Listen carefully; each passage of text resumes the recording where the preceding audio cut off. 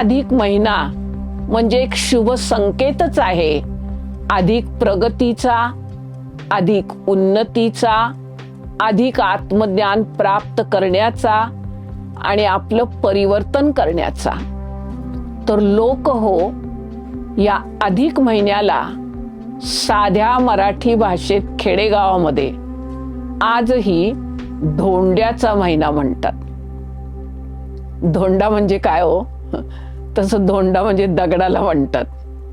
एखाद्याची बुद्धी चालत नसेल, तो नीट काम करत नसेल, निष्क्रिय होऊन बसूनच राहत असेल, तर लोक त्याला काय म्हणतात? काय नुसता दगड आहे. खरोखरच आपल्याला आपल्या जीवनाचं लक्ष्य माहिती नसल्यामुळं आपण जे काही आजपर्यंत करत आलो ते सगळं साधारण होतं.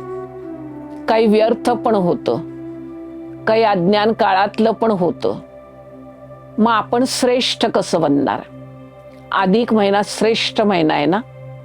आणि ज्येष्ठ महिना सुरू झाला तर ज्येष्ठ किंवा श्रेष्ठ त्यालाच म्हटलं जातं की जो आपल्या जीवनामध्ये वेळेवर ईश्वर ज्ञान प्राप्त करून आपली उत्तरोत्तर प्रगती करतो. जसं चंद्राच्या कला प्रथमेपासून दिवसेदिवस वृद्धिगत होतात, तसं आम्हा सर्वांच्या जीवनामध्ये ज्या वाईट गोष्टी आलेल्या आहेत, मग अधिक महिना सांगतो की ती नकारात्मकता, तो दुर्जन भाव, एखाद्या गोष्टीचा दुष्परिणाम, अज्ञान, व्यसन, ज्या काही गोष्टी आपल्याला दुःखी आणि अशांत करणाऱ्या आहेत, त्या सर्व गोष्टींची समाप्ती करण्याकरता आपण आपल्या जीवनामध्ये अधिकाधिक ईश्वरी ज्ञान प्राप्त करूया. आणि जी आपली साधारण बुद्धी होती ना, त्याच्यामुळे त्याला धोंडा म्हटलंय. आता वरून तो दगडासारखा धोंडा म्हणजे कठीण असतो, पण आतमध्ये आपल्या माता सुंदरसं गोड पुरण त्याच्यामध्ये भरतात आणि त्याचा उंडा करतात. म्हणजे आत्म्याला आपण स्वीट बनवायचे, मधुर बनवायचे आणि विषय विकारांची कटुता काढून टाकायची. कारण विषय विकारांच्या कटुतेमुळं तो कडू अर्थात कठीण झालेला आहे, हार्ड झालेला आहे.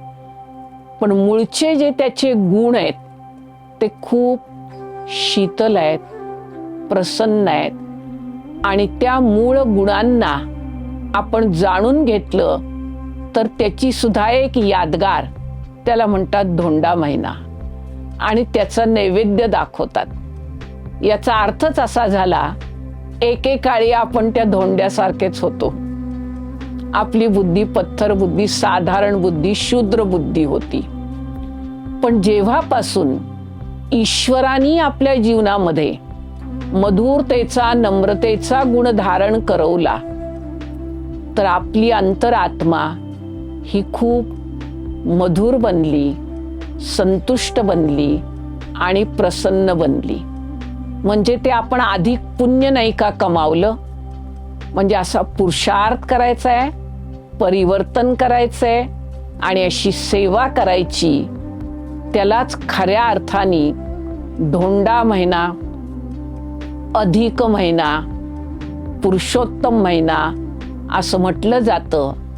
तर आपण सर्वांनी या महिन्यामध्ये असा एक मनाशी प्रतिज्ञा म्हणा, प्रण म्हणा, जीवनामध्ये नियम म्हणा की आपण रोज आपल्या जीवनामधले एक सकाळी 10 मिनिटं आणि रात्री झोपण्यापूर्वी किंवा संध्याकाळच्या प्रसन्न वेळेला एक 10 मिनिटं काढून पुण्यात्मा बनण्याकरता, भारत देशाला पुण्यभूमी बनवण्याकरता आणि पुण्यशील वातावरण पसरवण्याकरता आणि आपल्या घराला मंदिर स्वर्ग बनवण्याकरता आपण अधिकाधिक पुरुषार्थ करूया, प्रयत्न करूया.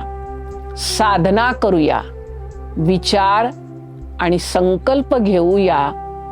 याचा अर्थ खऱ्या अर्थाने आपण हा 1 महिना याची देही याची डोळा प्रॅक्टिकलमध्ये केला. खरं समाधान प्रत्येकाला मिळणार ही शुभ भावना, शुभकामना.